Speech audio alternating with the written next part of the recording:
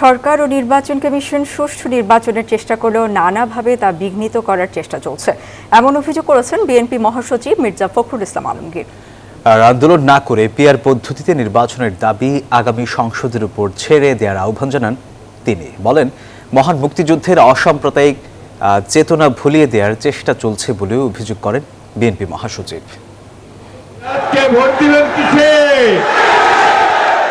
গণভোট, জুলাই সনদ বাস্তবায়ন সহ বিভিন্ন বিষয়ে রাজনৈতিক দলগুলোর মধ্যে মতবিরোধের মধ্যেই সারা দেশে নির্বাচনী প্রস্তুতি শুরু করেছে বিএনপি।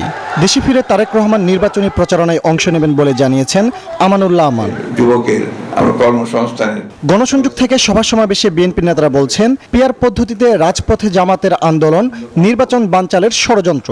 সোমবার আরেক দফা পিআর পদ্ধতির সিদ্ধান্ত সংসদের ওপর ন্যস্ত করার পরামর্শ দেন মহাসচিব মির্জা ফখরুল।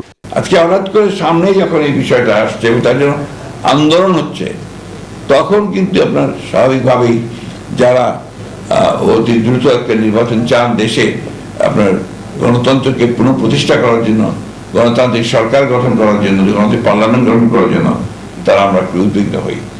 সেই জন্য আমরা খুব পরিষ্কার করে বলেছি যে এই বিষয়টা ওই আগামী পার্লামেন্টের উপরই ছেড়ে দিতে হবে।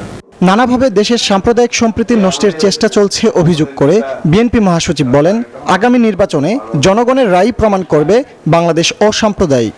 আমরা যে বাংলাদেশের একটা অসাম্প্রদায়িক জাতি হিসেবে গড়ে তুলতে চেয়েছিলাম, সেখানে বিভিন্ন রকমের আপনার প্রচেষ্টা চালানো হচ্ছে এটাকে আপনার একটা ধর্মীয় দৃষ্টিকোণ থেকে দেখার জন্য।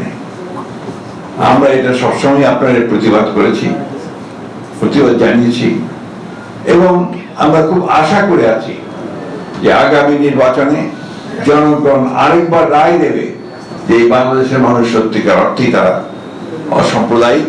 একটা গোষ্ঠী কৌশলে মুক্তিযুদ্ধকে ভুলিয়ে দেওয়ার প্রচেষ্টা করছে বলেও অভিযোগ করেন বিএনপি মহাসচিব। ফজলে রাব্বি সৌরভ, নিউজ 24, ঢাকা।